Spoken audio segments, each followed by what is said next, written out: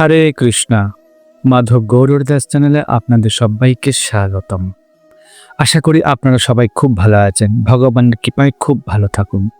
তো বন্ধু, রসতত্ত্ব, আমরা সবাই ভগবানের সেবা কম বেশি করতে চাই, তো আমরা সবাই ভগবানের অধীন হয়ে থাকি।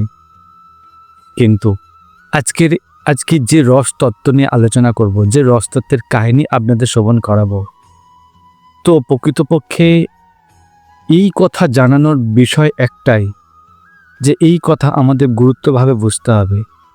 আমরা ভগবানের অধীন তো বটে, এই হৃদয়ঙ্গম যার ভিতরে একবার চলে আসবে, একবার ভগবানকে নিজের আপনা ভেবে নেবে, সেই দিন আমাদের আর ভগবানের অধীন হয়ে থাকতে হবে না। ভগবান তখন ব্যাকুল হয়ে উঠবে, কৃষ্ণ তখন ব্যাকুল হয়ে উঠবে যে আমি ভক্তের অধীনে থাকব। আমরা এখন প্রয়াস করছি, আমরা সেই ভগবানের অধীনে আছি। ভগবানের সেবাতে অংশগ্রহণ করে ভগবানের সেবাতে ভগবানকে কীভাবে সুখ প্রদান করা যায় সেটাই আমরা প্রচেষ্টা করছি। কিন্তু একটা সময় আসবে ভগবান সেই ভক্তের অধীনে থাকবে। চলুন এক অদ্ভুত লীলা কথা আপনাদের শ্রবণ করাই। মাধব দাস ভগবান জগন্নাথ দেবের এক প্রিয় ভক্ত ছিল। তিনি সচল রূপে দর্শন করতেন, সচল রূপে। কলিযুগে তো আমরা ভগবানকে অর্চক রূপেই দর্শন করি, কারণ ভগবানকে কথা বলতে দেখতে পারি না। ভগবান নিজে ভোজন করছে সেটাও দেখতে পাই না। ভগবান চলাফেরা করছে, ভক্তের সাথে লীলা করছে, সেটাও আমরা চোখে দেখতে পাই না। সেটা অন্যান্য যুগে দেখা যেত। ভগবান নিজের রূপ, বিগ্রহ থেকে সচল রূপ, হাত পা নড়ছে, কথা বলছে, চোখ নাড়ছে, ভক্তের সাথে লীলা করছে, ভক্তকে আনন্দ প্রদান করছে, সচল রূপে দর্শন দিত ভগবান। কিন্তু কলিযুগে ভগবান সচল রূপে দর্শন দেন না। কোনো ভাগ্যবান জীব ভগবানের লীলা দর্শন করতে পারে। ভাগ্যবান যারা, কলিযুগে এরকম অনেক ঘটনা ঘটেছে, সচল রূপে ভগবান দর্শন দান করেছেন। কিন্তু আমরা যারা অচক রূপে দর্শন করছি, আজ ভগবান সচল রূপে মাধব দাসের সাথে কথা বলতেন, মাধব দাসের সাথে লীলা করতেন, মাধব দাসের সাথে প্রেম বিনিময় করতেন। একদিন মাধব দাস ভগবান জগন্নাথ দেবকে দর্শন করতে এসছেন, আর জগন্নাথ দেবকে বলছেন যে প্রভু, আমি বৃন্দাবন চলে যাচ্ছি 6 মাসের জন্য, আর আসবো না, 6 মাস পরে আসবো। জগন্নাথ দেব বললেন, মাধব দাস, তুমি 6 মাস চলে যাচ্ছ, তুমি আমাকে ছেড়ে চলে যাচ্ছ, কিন্তু তুমি চলে যাচ্ছ, তোমাকে আমার সাথে নিয়ে চলো, আমিও তোমার সাথে যেতে চাই। মাধব দাস বললেন, না না প্রভু, তুমি কেন এখান থেকে যাবে? আরে তুমি গেলে আমার পিঠে ডান্ডা পড়বে, কারণ কত লক্ষ বৈষ্ণব তোমায় দর্শন করতে আসে, তোমাকে দর্শন করতে পারবে না। আর শোনো জগন্নাথ দেব, তোমাকে তো দিনে 8 বার ভোজন লাগানো হয়, 8 বার ভোগ দেওয়া হয়, আমি কিভাবে এসব প্রস্তুত করতে পারবো? আমি 3-4 দিন না খেয়ে থাকতে পারবো। আর এই বৃন্দাবন যেতে তো এমনিতে 1-1.5 মাস পায়ে হেঁটে লেগেই যাবে আমার। আর তোমার তো খিদা খুব, তোমার তো দিনে 8 বার ভোগ না হলে তুমি তো সন্তুষ্ট হও না, কিন্তু আমি তোমায় দেব কিভাবে? আমি 3-4 দিন শুকিয়ে থাকতে পারবো না প্রভু, তোমায় নিয়ে যেতে দেব না, তুমি এখানেই থাকো। এই নিয়ে প্রভু জগন্নাথের সাথে মাধব দাসের কথা হতেই থাকে। জগন্নাথ দেব ছাড়তেই চাইছে না মাধব দাসকে, কিন্তু মাধব দাস জোর করে যখন ফিরে চলে আসছে, তখন পিছনে ফিরে দেখে যে জগন্নাথ দেবের চোখ থেকে জল ঝরছে। দেখুন,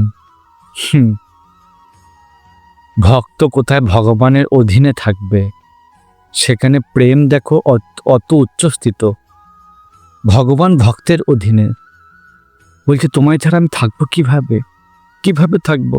কিভাবে তোমার সাথে লীলা করব, তোমার সাথে খেলা করব, কি করব? আমি থাকতে পারবো না। স্বয়ং জগন্নাথ দেব কন্দন করছেন ভক্ত মাধব দাসের জন্য। মাধব দাস চলে গেলেন জোর করে। ব্যাস, যেদিন চলে যাবেন বৃন্দাবনের উদ্দেশ্যে, আরে যেখানে মাধব দাস 3-4 দিন না খেয়ে থেকে যেতে পারত, আরে যেদিন যাবে সেই দিনকে অনেক পথ যাওয়ার পরে দেখি খিদা পেয়ে গেছে। মাধব দাস বললেন, আরে আমার এত খিদা লাগছে কেন? কোনোদিন তো এরকম হয় না। আরে 3 দিন আমি না খেয়ে থাকতে পারবো, কিন্তু আজকের আমার এত খিদা লাগছে কেন? এত খিদা পেয়েছে। কিছু দূর যেতে না যেতেই এক মায়ার বাড়িতে ঢুকেছে। সেই মায়ার বাড়িতে ঢুকেছে, মা কোনো রন্ধন, কোনো ব্যবস্থা, খাদ্যদ্রব্য যদি থাকে আমাকে দাও, আমার খুব খিদা লেগেছে। মায়া বললেন, ঠিক আছে ঠিক আছে, দিচ্ছি, তুমি বসো এখানে। মাধব দাসকে বসার আসন করে দিলেন, বিভিন্ন ব্যঞ্জনাদি নিয়ে এলেন মাধব দাসের সাথে। মাধব দাস শুধু এটাই ভাবছে, আমার এত খিদে কিভাবে পেতে পারে। ব্যাস, বসে তো মাধব দাস খাওয়া শুরু করেছে, আর এদিকে মায়া চুপচাপ দাঁড়িয়ে দাঁড়িয়ে দেখছে মাধব দাস ভোজন করছে। কিছুক্ষণ পরেই অবাক হয়ে মাধব দাসকে বলতে থাকলেন, আরে মাধব দাস, তুমি তো দেখছি একদম, তোমার তো কোনো বুদ্ধিশুদ্ধি কিছুই নাই, কোনো দয়া মায়া নেই দেখছি। মাধব দাস অবাক হয়ে গেলেন, কেন মায়া এরকম কেন বলছেন আমাকে?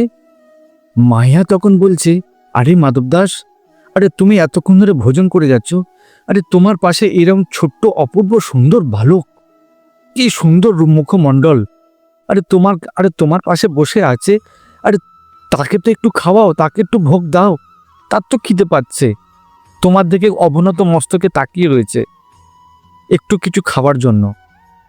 মাধব দাস এপাশ ওপাশ ফিরে তাকাচ্ছে, আরে কেউ তো নেই। মায়া কাকে কি বলছে? মায়া বলছে, আমি তো কিছু দেখতে পাচ্ছি না মা, আমার পাশে আশেপাশে কোনো বালক তো নেই।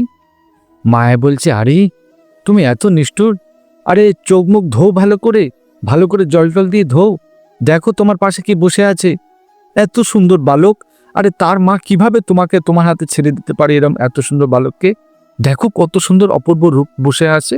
মাধব দাস বললেন, কি হচ্ছে এটা? মায়া দেখতে পাচ্ছে, আমি কেন দেখতে পাচ্ছি না? তখন চোখ বুজিয়ে নিজে হৃদয় চিত্তে স্মরণ করতে থাকলো। যেই স্মরণ করলো, দেখছে বালক রূপে স্বয়ং জগন্নাথ দেব। মাধব দাস বলছেন, ও তোমার 8বার দিনে ভোজন লাগে বলে তুমি আমার চিত্তে বসে চলে এসছো, ওই জন্যে ভাবছি এত খিদে কিভাবে পায়। আচ্ছা এই ব্যাপার, আমার চিত্তে বসে তুমি চলে এসছো। মাধব দাস বলছে, আচ্ছা ঠিক আছে, তো চলো, চিত্তে যখন বসিয়ে আছো ঠিক আছে চলো। বৃন্দাবনে যাচ্ছেন। যেতে যেতে যেতে যেতে দিনে 8বার ভোজন। যেখানে পায়ে হেঁটে 1.5 মাস লাগে বৃন্দাবনে যেতে, সেখানে 3 মাস টাইম লেগে গেল। মাধব দাস বলছেন যে, হে প্রভু, আরে একটু তো খাবার প্রতি একটু তো বিশ্রাম নাও, আরে আমাকে তো যেতে দাও বৃন্দাবনে, আরে তোমার জন্য 1.5 মাসের জায়গায় 3 মাস লেগে গেল, একটু তো অন্তত বিশ্রাম নাও ভোগের জন্য, তোমার যত খিদে পাচ্ছে তত আমাকে খেতে হচ্ছে। প্রেম যখন উচ্চস্থিত হয়ে যায়, তখন ভক্তের ভাবও এইরকম তৈরি হয়ে যায়। ভক্তের যখন খিদে পায় তখন ভক্ত সেটাই ভেবে নেয় যে আমার খিদে নয়, আমার প্রভু, আমার ঠাকুরজির খিদে পাচ্ছে, আমার ঠাকুরজি খিদে পাচ্ছে বলেই আমার খিদে পাচ্ছে, আমার কষ্ট হচ্ছে বলেই আমার ঠাকুরজির কষ্ট হচ্ছে, এই রকম ভাবনা চলে আসে। দেখুন মাধব দাসের কি হচ্ছে।